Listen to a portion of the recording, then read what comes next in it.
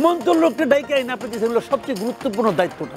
এই চেঞ্জটা করার সাহসও নাই, যোগ্যতাও নাই, এই জ্ঞানও নাই এই অথর্বদের। আমাকে জনগণকে আবার জয় করে আসতে হবে। এর বিকল্প কোনো পন্থা এখন যদি আমরা করতে যাই, এটা পুরো এই রাষ্ট্রকেই একটা বিপর্যয়ের মধ্যে ঠেলবে। মাসুদ কামাল, একটা জিনিস খেয়াল করেছেন, আজকে জাতীয় ভোটার দিবস ছিল, হয়তো আপনি খেয়াল করেছেন। ইন্টারেস্টিং হলো যে এই ভোটার দিবসটা ইন্ট্রোডিউস করেছিল যে সরকারকে বিদায় দেওয়া হয়েছে, ফ্যাসিস্ট সরকার, যারা বারবার ভোটার অধিকার হরণ করেছে তারাই কিন্তু এই দিবসটাকে ইন্ট্রোডিউস করেছেন।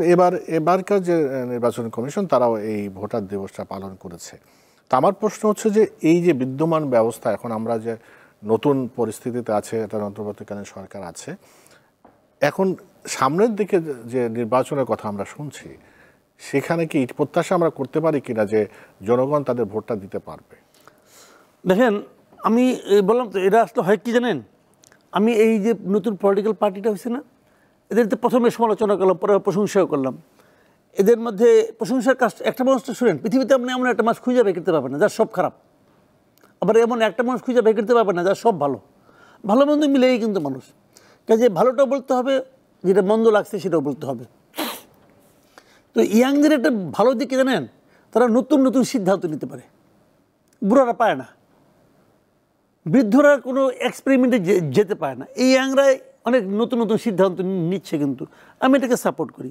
ইলেকশন কমিশনে কতগুলি অথর্ব লোককে বসে রাখা হয়েছে, একদম অথর্ব, এবং এটা আমাদের ইলেকশন কমিশনের ফরম্যাটটা এরকম। 5 বছর 10 বছর 15 বছর আগে যারা রিটায়ারমেন্টে গেছে, যাদের নাকি আর কোনো দেওয়ার ক্ষমতা নাই বলে সরকার তাদেরকে বিদায় করে দিচ্ছে, একে রিটায়ারমেন্টে দেয় কেন? ভাই, তুমি আর কিছু এই গভর্নমেন্টকে দিতে পারবে না, অতএব বাড়ির যাও, যে ঘুমাও। সেই ঘুমন্ত লোকটা ডাইকে আইন আপনি দিয়েছেন হলো সবচেয়ে গুরুত্বপূর্ণ দায়িত্বটা। এটা হলো টোটাল যে আপনার কনসেপশন, ফিলোসফি, তার এগেনস্টে যায়।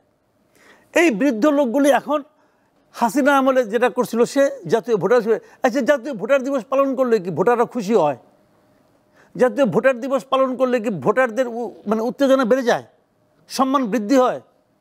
কি এক ভোটে তারা আয়োজন করতেছে, বাংলাদেশের 1 কোটি লোক বিদেশ থাকে, 1 কোটি লোক। আপনি একটা ইলেকশন করবেন, 1 কোটি লোকের মতামতের কোনো মূল্য নাই এই দেশে? তাদেরকে ভোটের মধ্যে আনতে পারছে? আজকে ভোটারের তালিকা করছে, আজকে ধরেন আজকে পর্যন্ত তালিকাগুলো তারা, এটা কি মাস? ফেব্রুয়ারি মাস। যদি ইলেকশন যদি আগামী বছর ফেব্রুয়ারিতে হয়, তাহলে এই 1 বছরে যত লোক বয়স 18 হবে তারা কেউ ভোট দিতে পারবে না, তাদেরকে আরও 5 বছর ওয়েট করতে হবে। Is it A scientific system? এই চেঞ্জটা করার সাহসও নাই, যোগ্যতাও নাই, এই জ্ঞানও নাই এই অথর্বদের। এবং সরকারগুলি যারা আসে তারা এভাবেই চিন্তা করে, এর বাইরে তারা চিন্তা করতে পারে না। ডক্টর ইউনূসের পক্ষে চিন্তা করা সম্ভব না, কারণ উনিও 80-র উপরে বয়স, ওনার পারবে না। উনি একসময় ইয়াং ছিলেন, ওই সাফল্য দিয়ে আজকে একটা মাপলে হবে না। একটা আপনি 10 আর 12 যোগ করতে দিলেন, একসময় অঙ্কের লেটার পাইছিল, সে যদি এটাকে 21 বলে তাহলে হবে না অঙ্ক। বয়সের কারণে 21 বলতে পারে অনেকে। সমস্যাটা এখানে। আপনি আমাকে বলেন, তারা তো ভোটারটাই ঠিক করতে পারছে না। তাহলে আপনার পরামর্শটা কি? আমার পরামর্শ, যে সমস্যাগুলো সমাধান করতে হবে। সারা দুনিয়ার লোক ভোট দেয় না, আমেরিকার অনেক সিটিজেন বাংলাদেশে ভোট দেয় না। এরা পারবে না, তাহলে এদেরকে বাদ দিয়ে নতুন ইয়াং জেনারেশন যারা পারবে তাদেরকে আনতে হবে। আমি তো প্রবলেমগুলো দেখাই দিলাম আপনাকে, এই প্রবলেমগুলো তারা সলভ করুক, সলভ করে দেখাক। এদেরকে বলবে কি এখন আর সময় কোথায়, তো এই কদিন কী করে আঙুল চুষছেন বসে বসে, পারলেন না কেন? সারা দুনিয়ার লোক বিদেশ থেকে ভোট দিচ্ছে। আজকালকার দিনে বিদেশে বসে আপনি বাংলাদেশের ব্যাংক অ্যাকাউন্ট করতে পারেন, অপারেট করতে পারেন, ভোট দিতে পারেন না কেন? ব্যবস্থা করেন না কেন? আপনি ব্যবস্থা করেন। ভাই, একজন লোকের মনে করেন তার একটা আইডি কার্ড, তার আপনি একটা ন্যাশনাল কার্ড দিচ্ছেন, আইডি কার্ড দিচ্ছেন, তো সিম্পল, যখন ভোট হবে সেই দিন যাদের বয়স 18 হবে সেই ভোট দেওয়ার যোগ্য। সিস্টেমটা ক্রিয়েট করেন, অটোমেটিক্যালি হবে সিস্টেম। হ্যাঁ, অটোমেটিক্যালি তো হয়, অটোমেটিক্যালি হবে। সে তার আইডি কার্ড নিয়ে যাবে, ওখানে পাঞ্চ করবে, পাঞ্চ করলেই বলবে আপনার বয়স হয় নাই, ভোট দিতে পারবেন না। সিম্পল তো, এই কাজটা করার মতো বুদ্ধিও নাই, এটা বুঝেও না ভালো মতো কেমন কি করতে হবে। জনাব সাকি, এই বিষয়ে আপনার বক্তব্য? না, প্রবাসীদের ভোটাধিকার নিয়ে তো আমরা অনেকদিন ধরে আন্দোলন করছি এবং এখন আন্দোলনটা বিশেষত প্রবাসীরাও বিভিন্ন ফোরামে তারা এই আন্দোলন করছেন।